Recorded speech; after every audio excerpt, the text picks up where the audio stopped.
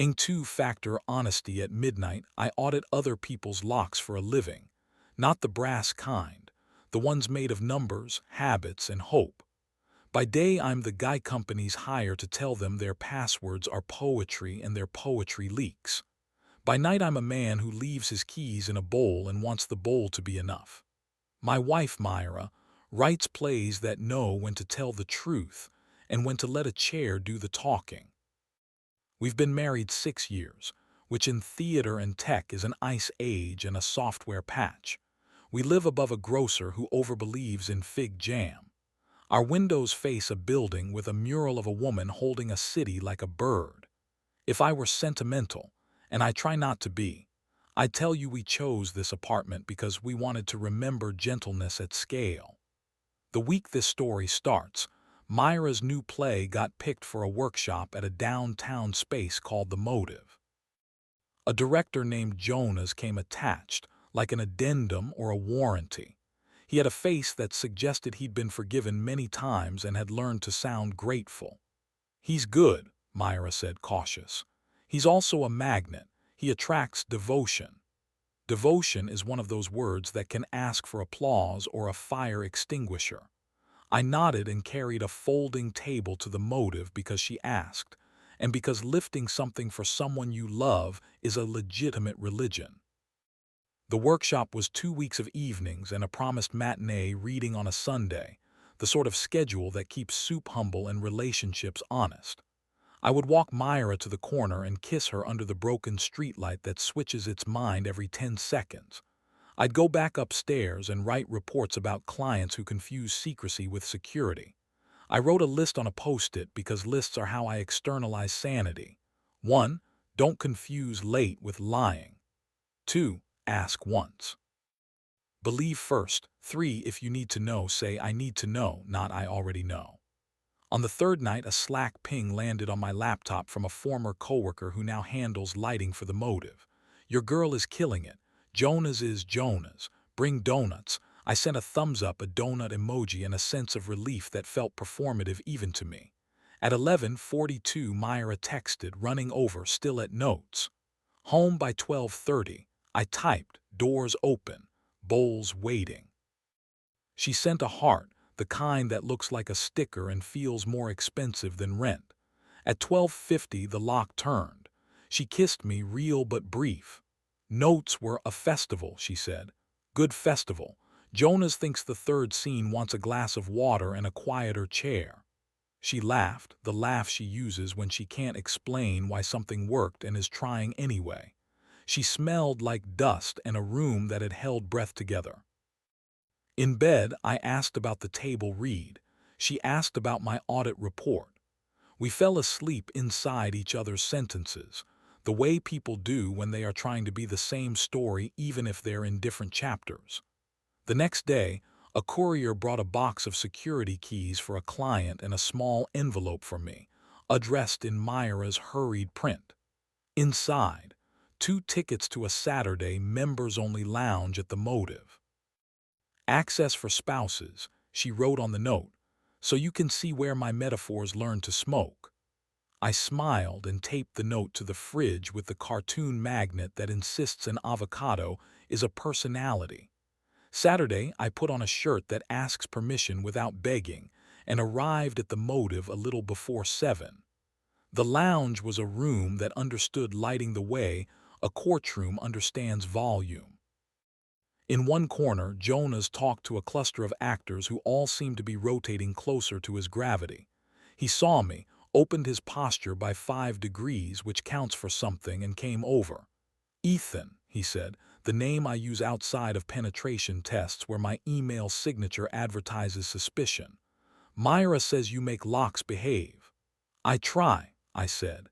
He smiled like he had practiced and put the practice to good use. "We're lucky to have her. We're trying a thing tonight with the scene in the kitchen. If a chair can blush, I want to catch it." "You want to make silence do paramedics work," I said, and he laughed like he had found his equal and didn't mind losing. Myra arrived then in a sweater that argued eloquently against winter. She slipped her hand into my elbow without needing a map. The lounge did what lounges do. It curated us. I sipped an expensive soda because I had a report to finish after, and Jonas moved between circles like a black hole with good intentions. The week that followed was the kind of stress a calendar can't narrate. A restaurant client leaked a VIP list that turned into a tabloid's appetizer. I worked late, flattened a spreadsheet into confession, and said sentences like threat model and trust boundary until language complained. Myra rehearsed a rewritten third scene that needed a new door and a lighter lamp. We sent each other messages when our meetings overlapped, the textual version of a squeeze, asterisk still here. On Wednesday at 1:08 a.m., my phone lit the ceiling with a notification from a public live stream I follow because once a month it teaches people how to be less naive. The Motive had quietly started broadcasting a donor-only behind-the-scenes series. The title of the night's clip, Kitchen Scene, Take 4.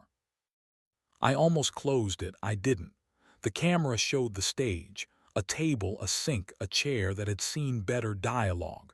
Myra and her scene partner sat, the light holding them on purpose. Jonas's voice off camera. Again, this time ask the glass for something besides water. They did. It was good. I watched as a husband who makes his living noticing angles and didn't want to notice any. At the end of the take, the camera kept rolling. This is why people hire me, because cameras and humans forget to stop. Myra stood. Jonas crossed to her with a smile that wasn't for the scene. He tucked a strand of hair behind her ear, an old gesture, a sentimental cliché, and Myra, who hates clichés, didn't flinch. She said something I couldn't hear. He answered with a face that, if I'm honest, I've made toward her myself. I closed the stream and looked at the ceiling as if it could forward me a transcript. My post-it rules, still stuck to the laptop, looked like they wanted to be promoted or burned. The audit brain makes you inventory. What I knew, he touched her hair, she let him. What I didn't, everything else. What I feared, that my wife had turned into a scene partner when the scene ended. What I actually had, a notification, a gesture, a history of not being an idiot. When she came home, she warmed her hands on my neck and said, "We got the laugh in the kitchen." "I saw," I said, quiet enough that she had to choose to hear it. She looked at me then, and if we were a lock, this was the moment the key either slides or jams. "I don't want to be cinematic about this," she said and sat. "Jonas is physical with actors. I told him to stop doing that hair thing. He forgot. I didn't forget to mind it. I also didn't swat him in front of a camera because I'm trying to keep the workshop from becoming about me policing a director. I can, if I need to, I will. I told him after that my head is my own stage. He nodded in the way men nod when they decide they'll remember tomorrow. "You don't owe me a closing argument," I said. "I owe you two factors," she said. "Something you can touch and something you can trust." She took my hand, placed it flat over her pulse. "See, something you can touch." Then she opened the Motives app and showed me a text. "Jonas at 11:23, I'm sorry, habit, won't happen again." Her reply, "Yes, it won't." "Thank you," I said and meant it. It didn't make the image disappear, it made it accurate. We wrote new rules that night, not because rules perform miracles, but because rules invite muscles to train. 1. No unasked for intimacy, even theater intimacy. 2. If a camera keeps rolling, assume truth will too. 3. If either of us feels spun, we press pause on the project, not the marriage. She added, 4. Partners are not props. If someone needs to say, "I'm here," we make space. The final Sunday reading arrived like a train that thought it was smoke.